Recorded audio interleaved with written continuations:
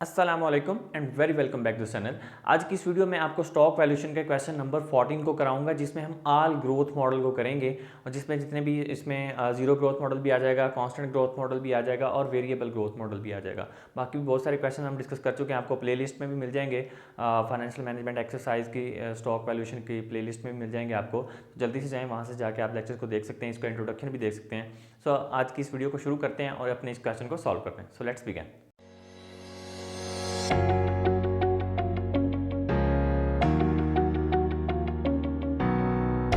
Question number 14 है, आपको भी शो हो रहा होगा, इसको हम शुरू कर लेते हैं। Common stock value all growth models का क्वेश्चन है। You are evaluating the potential purchase of a small business currently generating $42,500 of after tax cash flow.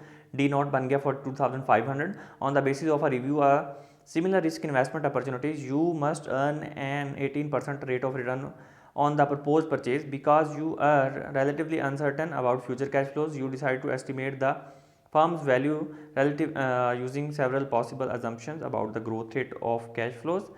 Number A आपके पास है, what is the firm value if the cash flows are expected to grow at annual rate of 0% from now to infinity. One by one solve करेंगे। आपको उसने चीज़ें बता दी हैं, D not बता दी जो कि मैंने लिख दिया है, आर आपको बता दिया उसने, ग्रोथ रेट आपको बता दी 0 पहली ऑप्शन के अंदर, जिसमें आपने 0% ग्रोथ, तो 0% ग्रोथ है तो इसका मतलब ये कि वो 0% ग्रोथ वाला आपके पास तीन होती है ना, 0% कांस्टेंट एंड वेरिएबल, तो ये 0% है। जिस तरह से प्रेफर्ड स्टॉक को हम सॉल्व करते हैं उसी तरह से। तो सबसे पहले हम इसी को सॉल्व कर लेते हैं और इसी क्वेश्चन को हम यहीं पे इसका सोल्यूशन हम फाइंड आउट कर लेते हैं। तो इसका फॉर्मूला आपको पता है, price of common stock is equal CF nought divided by R. ठीक है, ये आपके पास स्टॉक की वैल्यू आ गई, डी आ गया, डिविडेंड कह लें, डी नॉट कह लें, स्टॉक वैल्यू कह लें, और इसको आपने सिंपली डिवाइड करने से आपके पास आ जाएगा 42,500 डिवाइडेड बाय आर है 18%, 0.18। तो आपके पास वैल्यू जनरेट हो के आएगी 2,36,111। ये आपके पास एक वैल्यू जनरेट होके आ जाएगी जो कि आपकी जीरो ग्रोथ मॉडल के साथ आपकी ये स्टॉक की वैल्यू है इस टाइम। ठीक है, चलें ये सॉल्व हो गया। अभी उसके बाद अगर हम बी ऑप्शन की तरफ जाएं तो उसमें वो कहता है कि आपकी जो ग्रोथ रेट है वो है constant growth rate.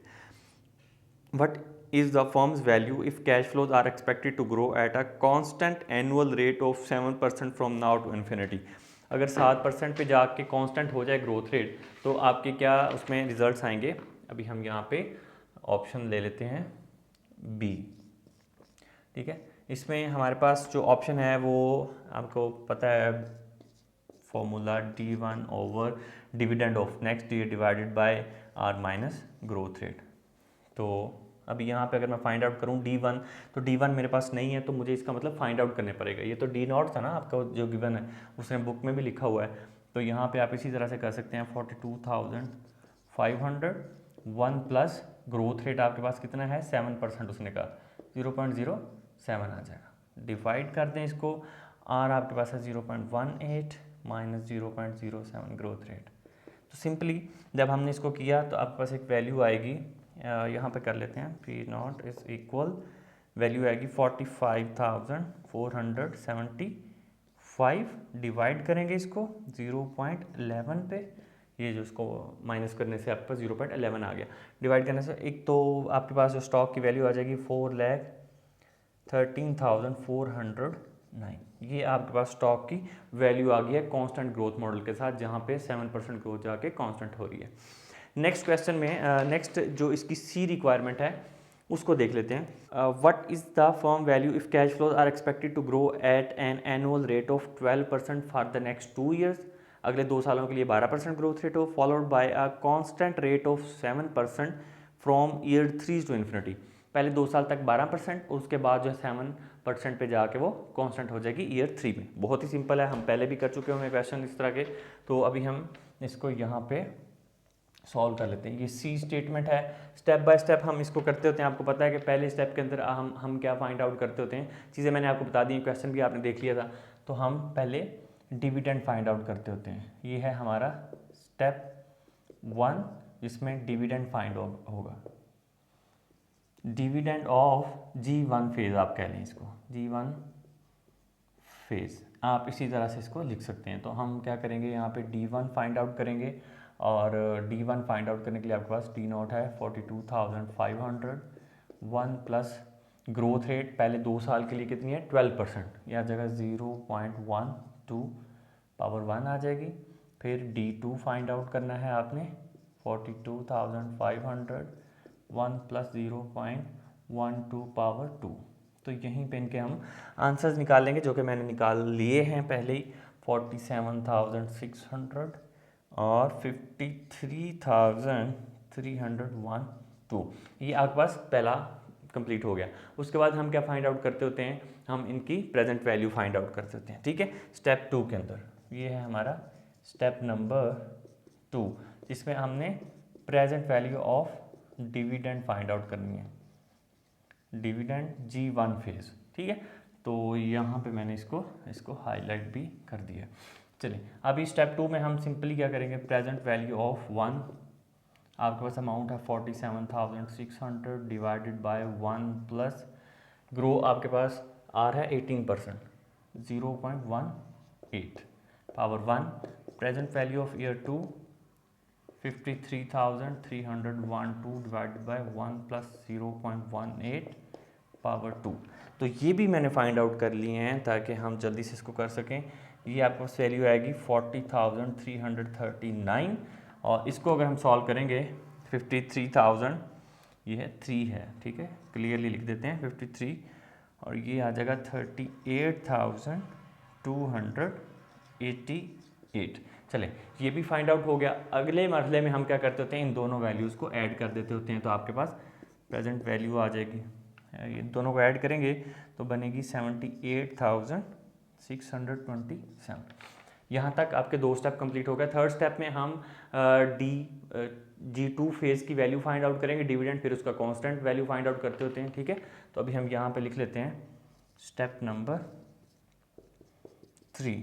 Step number 3 में हम क्या करेंगे, मैं यहाँ पे आपको इनिशियली वैसे बता देता हूँ कि हम जो है वो इसको लिखते होते हैं डिविडेंड ऑफ G2 फेज़, ठीक है।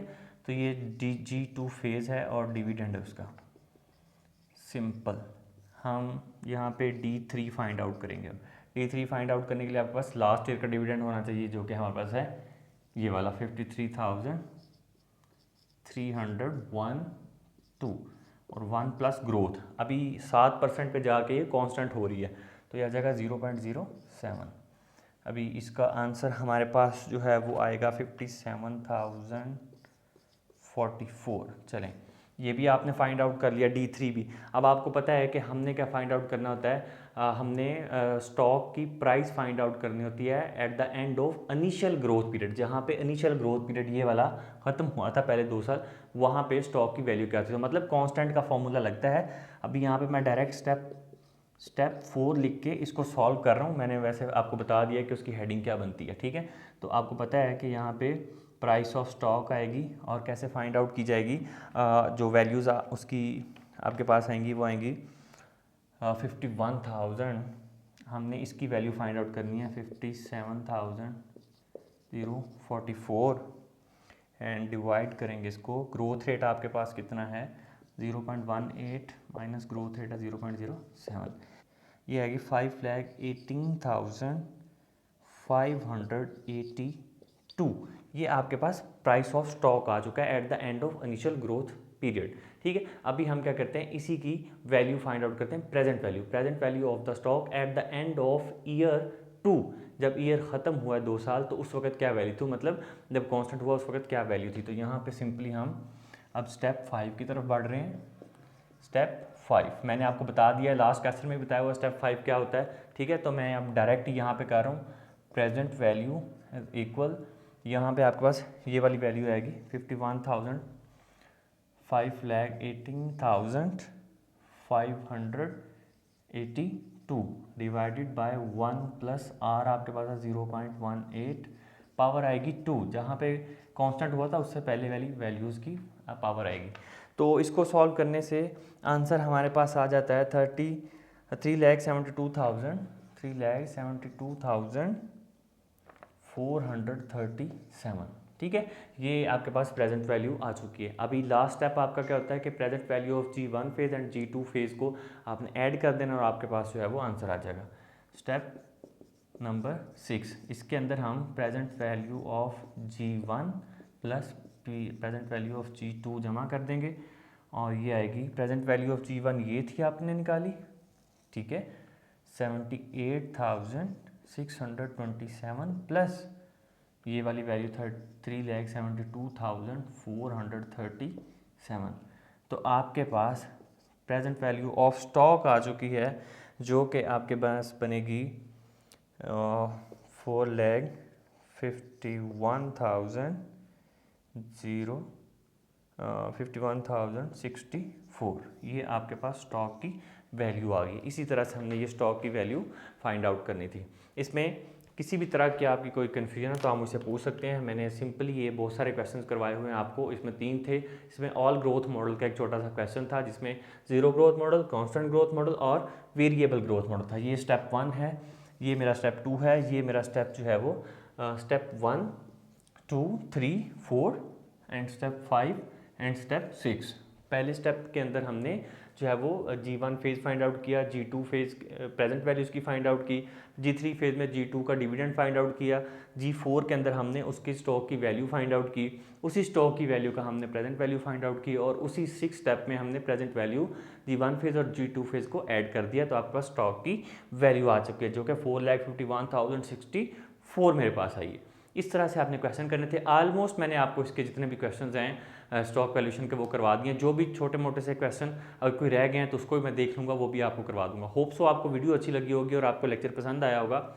और अगर आपको वीडियो अच्छी लगी है, लेक्चर पसंद आया है तो इसको लाइक करना और अपने फ्रेंड के साथ शेयर करना मत भूला करें। इसको लाइक किया करें वीडियो को, इसको फॉरवर्ड भी किया करें। Okay, thank you so much.